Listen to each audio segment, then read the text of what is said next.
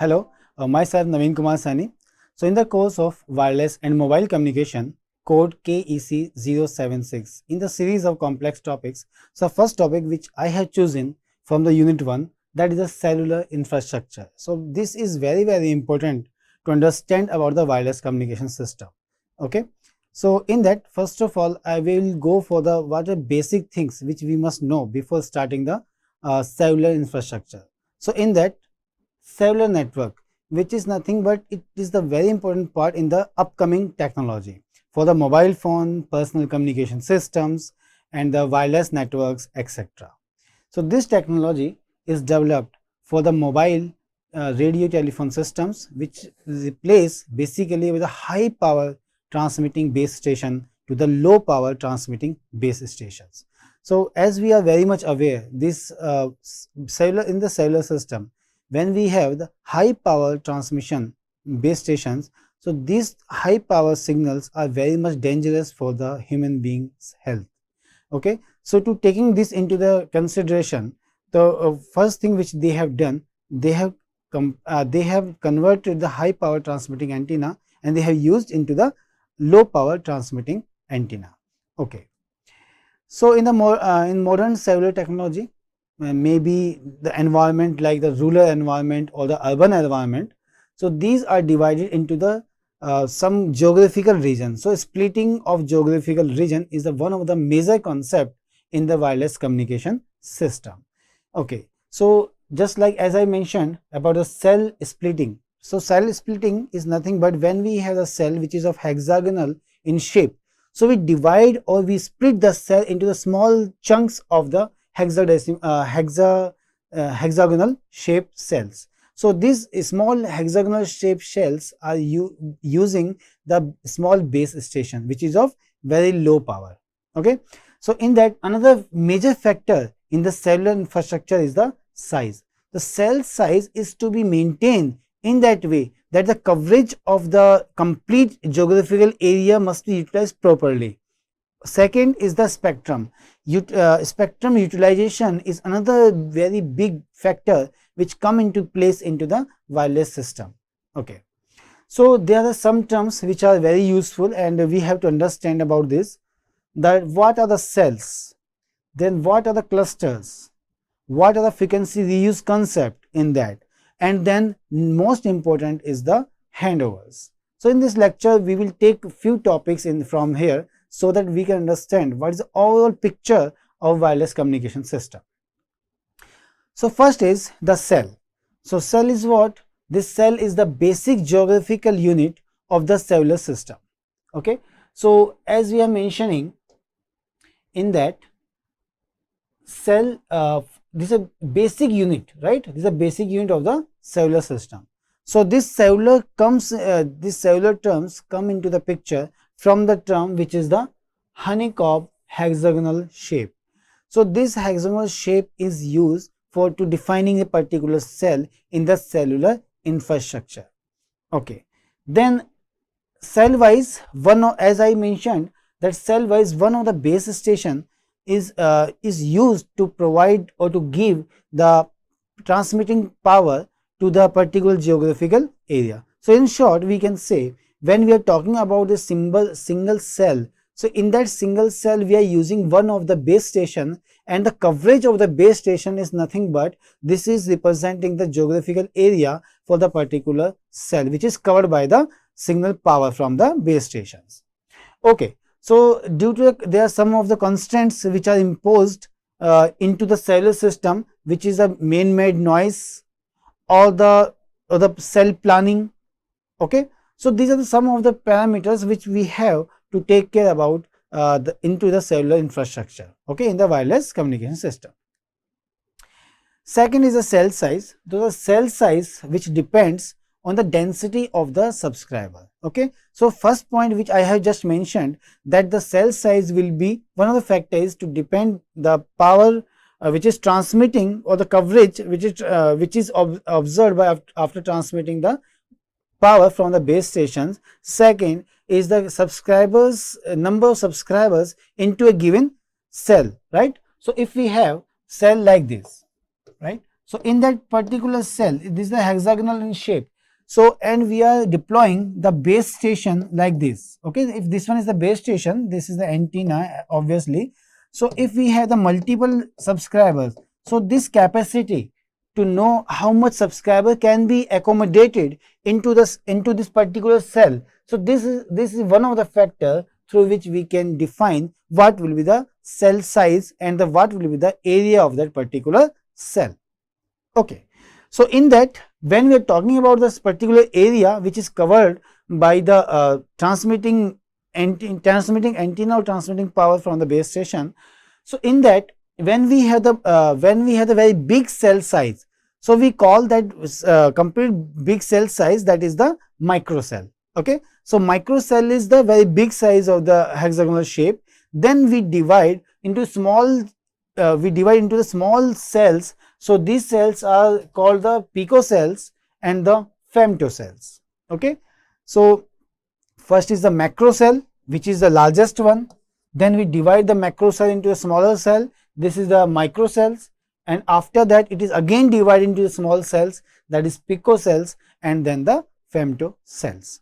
So this cell splitting will be helpful to get these smaller cells, right? So and in that we deploy the small low power antennas, base stations or the base station antennas in that. Okay, so next, when we have second point is the cluster. So cluster is what? This is the cluster of the different cells. So these clusters look like this. If we have a cell, this is cell number 1, and it is accompanied with the different cells, cell number 2, cell number 3, cell number 4, 5, 6 and 7. So we can say we have the 6 cells are adjacent to the particular one cell number 1. Okay, so this one is what? This is the complete cluster. So this is the one cluster. So this is the one cluster of the cells. Okay, so a group of cells, as I mentioned, is the cluster, size of which is denoted by the capital N. So the cluster size can be defined by the capital N, and this N has given by the formula, that is N is equal to I square plus J square plus Ij. So based on the value of I and J, we define the value of N. Just for example, if I want what is the cluster size, so for that one we have to choose the value of I and J, right? So in that, if I have I is equal to 1 and J is equal to 2, just for example I have just taken. So in this case, I is equal to 1 and J is equal to 2. So in this case, what will happen?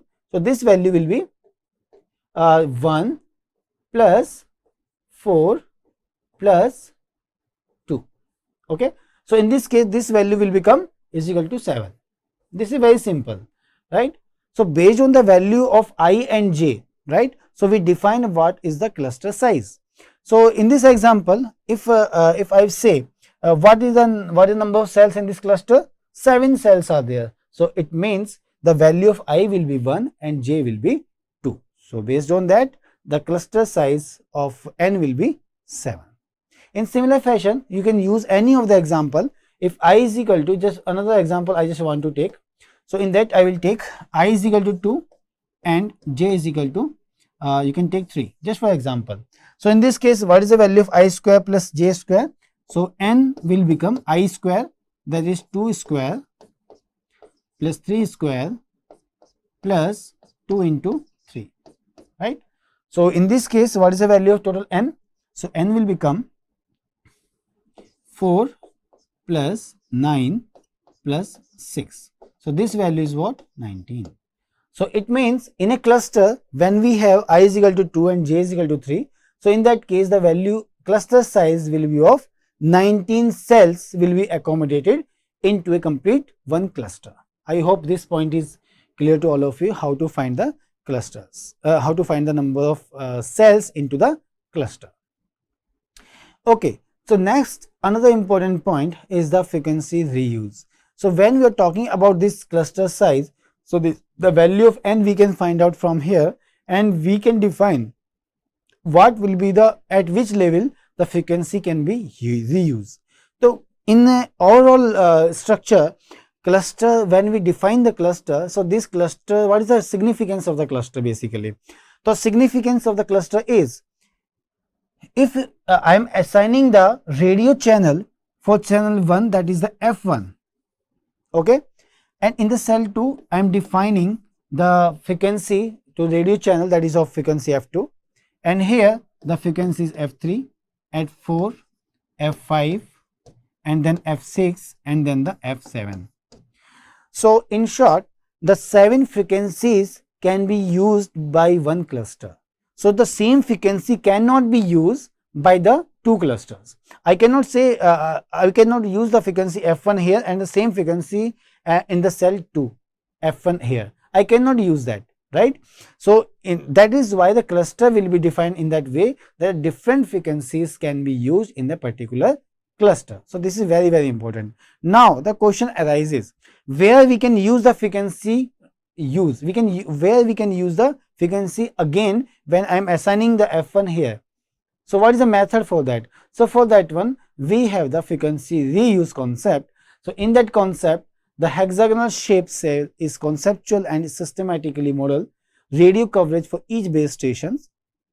So in that, what we are doing, so in this case, in the frequency reuse concept, we want to reuse the frequencies, and for that particular cell in which we are using the same frequency like the F1, we call the co-channel cells. Okay. So before that, we must know what are the different architectures for that when we are using the hexagonal shape.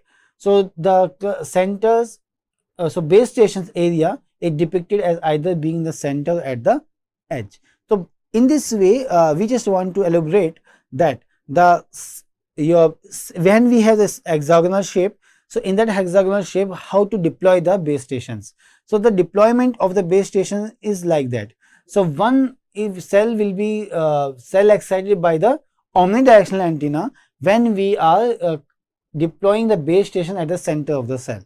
Second method is the cell is excited by the edge. It means the base stations or the base station antennas are connected at the different edges of the base station of the cells, hexagonal shape, right? So this is what. And now come to the frequency reuse concept. In that, as I mentioned, the frequency reuse or the frequency planning, right? So in that, we have to find the frequency reuse distance. Okay. So for that, what we required, as I mentioned in the previous slide, that if cell number A maybe had the frequency number 1, cell number B had the frequency number 2, and so on, 3, 4, 5, 6, and 7. So in this case, if I want to use the frequencies again, okay, so if I want to use the frequencies again, just for example, I want to use the frequency F1, which is located at the frequency cell A. Now how to reuse this frequency and where we can use this frequency? It means the same frequency can be utilized at the another cluster which base station is at A location. Okay. Similar to that, we can again find the same frequency F1 here and the another cluster. So this is the another one cluster, this is the second cluster, this one is the third cluster, right? So this is your one cluster, this is the second cluster, and this is your third cluster. Okay. So it means how to find these distances. So this distance is nothing but we call these distances are the we call it as the reuse distance,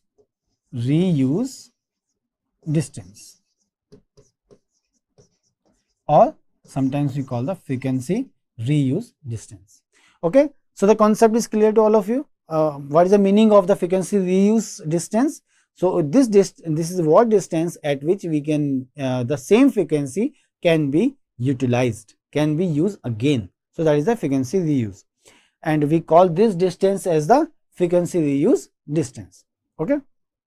So in that we can see that the minimum distance between the co-channel cells. So co-channel cell is clear. The co-channel means where the same frequency is utilized. Okay. To keep the co-channel interference below the certain threshold value, and each cellular base station is allowed or allocated a group of radio channels to be used within the small geographical area that is called the cell. Okay, so now as we have said already that in the cluster different cells or different channels can be utilized. Okay, and this will not interfere with the neighboring cells, just like F1 is utilizing here, F2 is utilizing here. So there is no interference between these two. So this is a very important point which we have to take care of. Okay, so this is the example which is representing.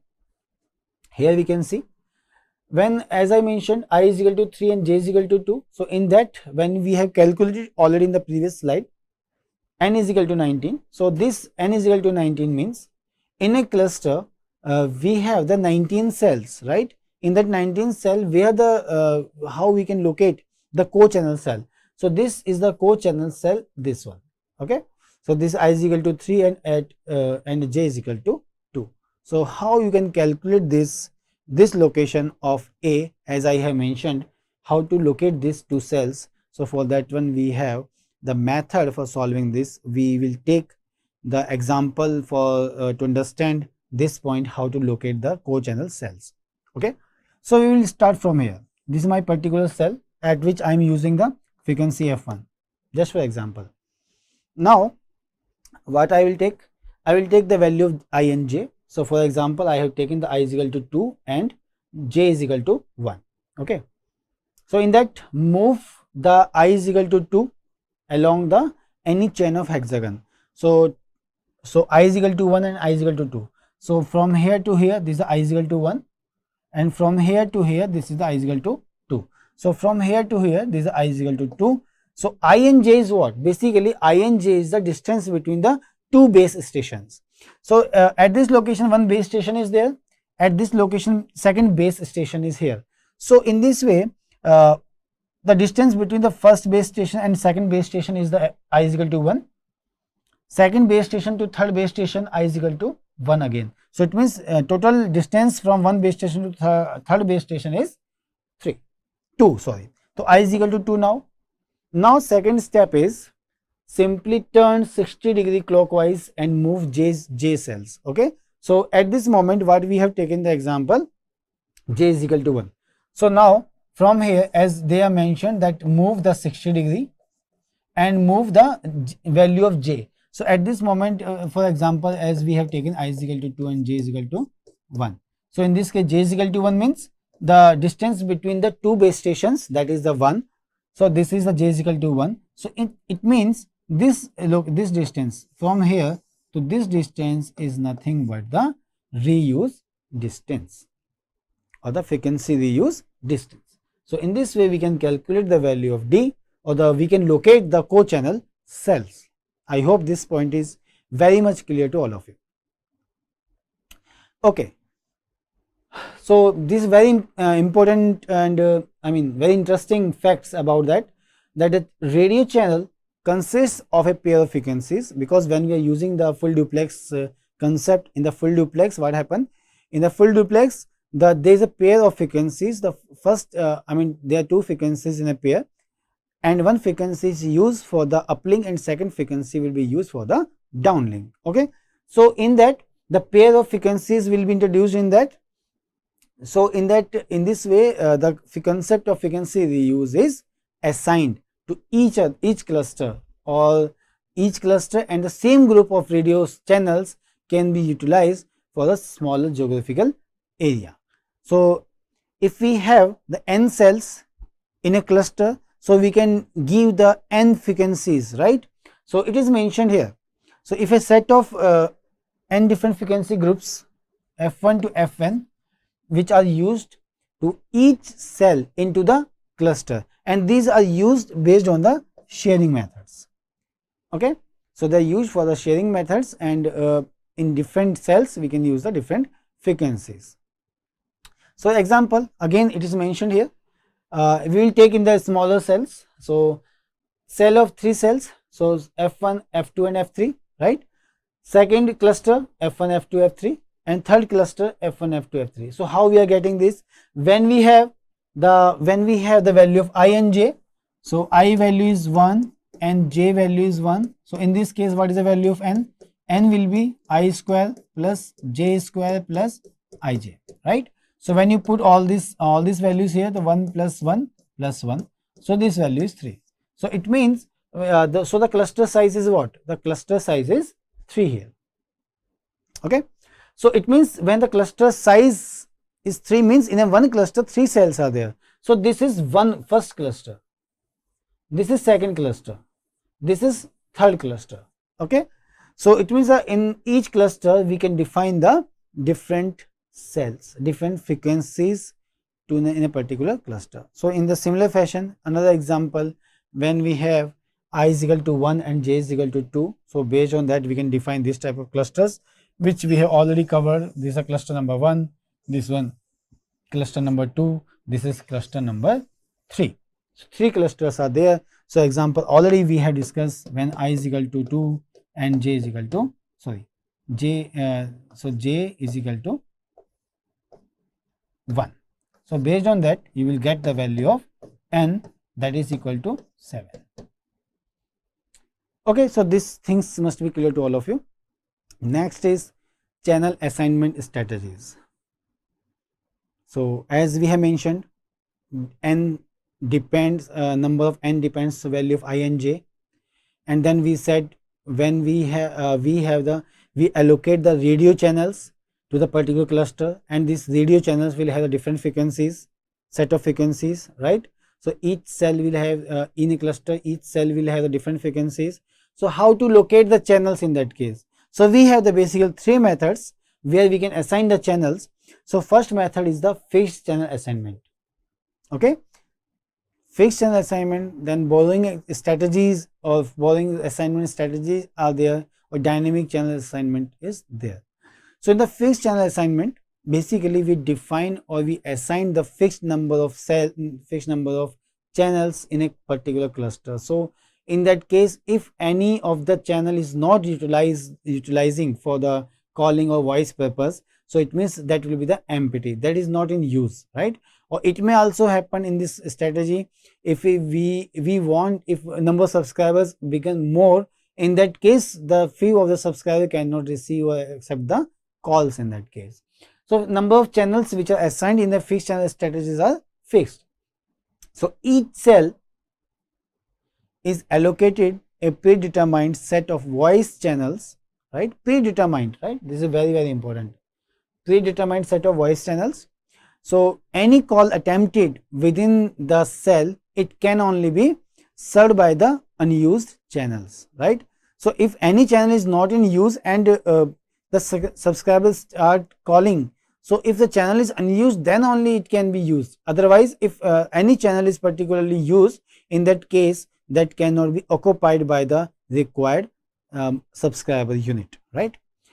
So if all the channels in that cell are already occupied, so in that case what will happen? So obviously, because the channels already limited and all the channels are already occupied, in that case the call drop will be occur if any other request comes into the picture. Borrowing strategy. So in the borrowing strategy, what is happening? So in that the cell is allowed to borrow the channels from the neighboring cells, right? In the borrowing strategies, if any channel, any cell wants to borrow the channel from the nearby cells, then it can borrow, right? But in that case, the MSC, that is mobile subscriber, MSC, and so which supervises mobile subscriber units. So in that it control unit, so it supervises the borrowing procedure, and it will come to know to the base stations that I mean, if the 2 base stations are there, and this in one base station we have the number of subscribers, and one subscriber wants to communicate. So in that case, and the channel is not free, so this base station will ask to borrow the channel from this another cell base station, and this communication will occur through the MSC, mobile switching centers, right? So this mobile switching center will help to borrow the channel from the nearby cells, right? So next is the dynamic channel strategies or channel assignment. In that case, the voice channels are not allowed to different cells permanently. Okay, so no voice channels will be allocated to the different cells permanently. So it will depends on the demand and supply. right? If any cell wants to get the channels for the call continuation, or sorry, for the call service to accept, so in that case the channel assignment will be occurred, and this channel assignment will be occurred by the MSCs, mobile switching center. So this is the one of the control unit. This is one of the control unit which are used in the GSM or other third generation, fourth generation technologies, where the MSCs are developed. I mean, they are developed and evolved in the different ways to communicate between the one mobile station to another mobile station via the different base stations. Okay, so the MSCs then allocate a channel to the requested call from by using the different algorithms which take into the account. First is the likelihood of the future blocking within the cell. Second, the frequency of use of the candidate channel. Then the reuse distance of the channel, cost function, real-time data channel, channel occupancy, traffic distribution, or the radio signal strength indicator. So these are the factors. Based on that, the MSC mobile switching center will decide to borrow the channels from the neighborhood cells. Okay, I think these three techniques are easy and very important to understand channel assignment in the cellular system. Okay, so next is L. This is some mathematical portion which we have to understand what is total channels which we can be allocated to the particular cells, and what is the capacity of the complete geographical area. So for that one, very simple, it is mentioned total number of duplex channels which are available for reuse, right? So the total duplex channels are there. So it means frequencies per cluster. So number of duplex channels allocated to each cell, okay, or each cluster, which is, so this k value will be lesser than the L. Okay, so N, cluster size, obviously we have already gone through it. M, number of times the cluster is repeated. So total capacity in a cluster will be what? It will be k into n, right? So L will be k into n, and what is the total capacity of the system? It will become m into L, because m is the repetition of the different clusters, okay, and L is the total number of channels which are allocated to the for the reuse in a cluster. So the total capacity of the system will be m into k into capital N. So next important point, that is co-channel interference, which we have to be very much enthusiastic to understand. Three-tier cellular system. Okay, so the first thing which we have to be keep in mind when we talk about this, so we will assume the number of cells in a cluster. So in that we will assume that n is equal to 7. Okay, n is equal to 7. It means this is the one cluster. Okay, now we want to locate the co-channel cells. So how to locate that? We have already discussed that one, how to locate that. So co-channel, this is the center cell A, and co-channel for this one will be this, co-channel for this will be this one, co-channel for A will be this, co-channel for this will be this A, co-channel for this will be this one, and the co-channel for this particular cell will be this. So you can see that we have the 6 co-channel cells which is in circular fashion placed, which is equidistant from the center cell. It means the whatever frequency we are using here, F1, just for example, so the same frequency F1 can be used here, F1 here, F1 here, F1 here, F1 here, and F1 for this particular cell. So this is the geometry for that, right? So we call this circular fashion placed co-channel cells, we call it the tier 1. Okay, which is near co-channel cells to the base this particular cell. Okay, next level of this one is this. If you see, this is the another co-channel cell, next level co-channel cell, this co-channel cell, this one and that one. So we can see 6 co-channel cells are there for this case, 6 co-channel cells are there for this case, for this one I am talking about this, right? And next when we want to find the co-channel cell, so it will be like this. So the nearest co-channel cell pattern is called the tier 1. Second nearest co-channel cell pattern in circular fashion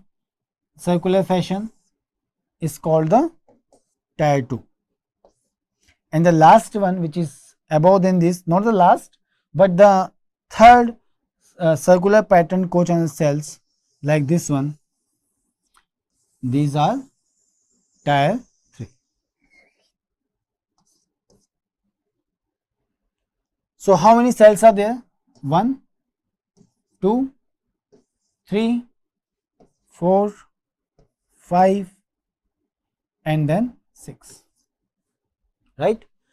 So in the innermost co-channel cell pattern comprise 6 co-channel cells.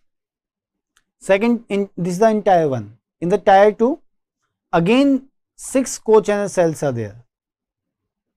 In the tier 3 another 6 cells, co-channel cells are there when we have the n is equal to 7. Okay. So this is the definition, I mean this is the factor which is given by the q is equal to d upon r. This is equal to 3 under root of 3 upon 3 into n. So which represent the co-channel reuse ratio, and when you put the values of I and j, then I am not going into it because this is a small mathematics where you can do the cluster size, you can find the cluster size value of n and co-channel reuse factor, that is the q. So when you put the value of n here, then you will find the 3, 4, 4.56, 6 and 6.25. Okay. So this is very important point in that for the small value of q which provides the larger capacity, when the large value of q which improves the transmission coefficient. So that is why there is the trade-off between the two objectives in the actual cellular systems, right? So this formula is very important for exam point of view, and numericals sometimes it may come into the exam, so please you can try this.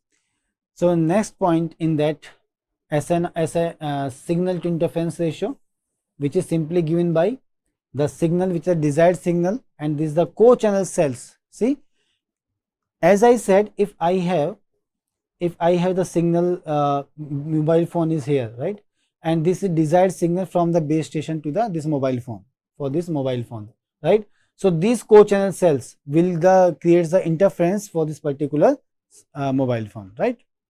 So it is mentioned here.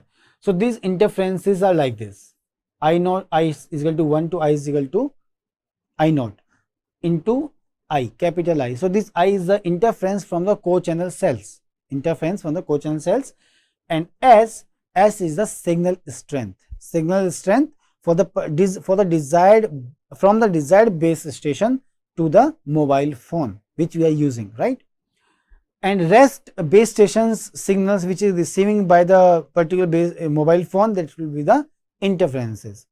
So we have the path loss, which we can also find out based on the received signal, that is PR is equal to P naught D upon D naught. We can use this formula. N is the path loss factor, PR is the received signal, P naught is the power, reference power at a reference distance. If this is your transmitter, this is your receiver. So in that, if I want to know what is the received power PR, so in this case, first of all I have to find the at a distance of D, what is the P naught, right. Then this distance, so it means this is a fixed power level at a distance of D naught, and D will be varying from this point to received signal. Okay. So this formula can be find out PR is equal to P naught D upon D naught ki power minus N. So this N value is the path loss factor exponent. In the wireless communication system, this value will be from 2 to 3, 2 to 5. This value will vary from 2 to 5.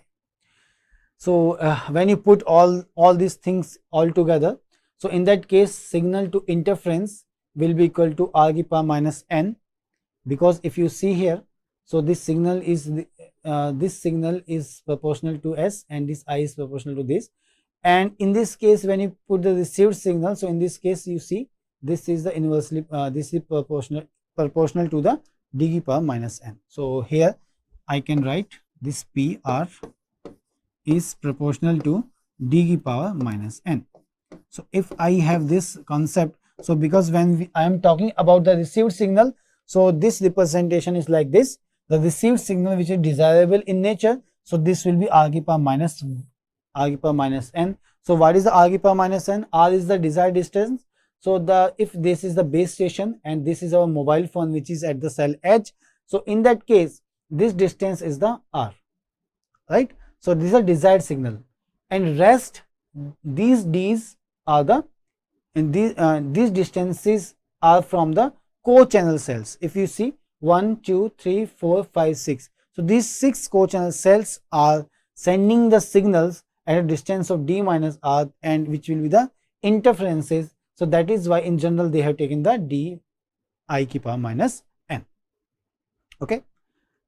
So next is adjacent channel interference. In that, signal to interference is given by this formula, where when we have the two signals all together in the band pass filters we are using, so interference can occur when the mobile phone is into the same cell, right? So in this way, so adjacent channel interference can occur, so which can minimize through the careful filtering of the intermediate filtering stages which were used in the super heterodyne receivers. And channel assignment is very important to understand. And next is sectorization. So this concept occurs when we are using the directional antenna in place of the omnidirectional antennas, right? So this is the benefit. When we want to increase the capacity of the cellular system, capacity means we want to add more and more subscribers into the cellular system. So in that case, how to increase that? So we use the concept of sectorization, right? So in that sectorization, we use the these directional antennas. So okay, so this directional antenna, will accommodate into this cell where the different users are here. Second, this one. Third is this one. And if we see the directions, what they send, they will send the 120-degree beam width of that particular antenna. So this will send 120-degree, 120-degree and 120-degree beam widths of the signals. So this is the sectorization, where we just we split the cellular system into macro to micro, micro to pico, pico to femto, and in that case we use the small cells for the urban area and the macro cells for the rural area system. So this is sectorization facilitate wireless engineering to operation in the following ways. This is very important. What is the significance of the sectorization? So first is it minimizes or eliminates the co-channel interferences. It optimizes the frequency reuse plan, which facilitates through the another concept, that is the front to back ratio. And the last, it minimizes and it basically triples the capacity of the cellular system, which can control the traffic into the cellular system as well. So these are the references which we have gone through. First is very important book, that is Rappaport, and second is the Open Dalal. If you have any doubt, any query, you can please mention into the comment window. So we will try to resolve your issues. Thank you very much.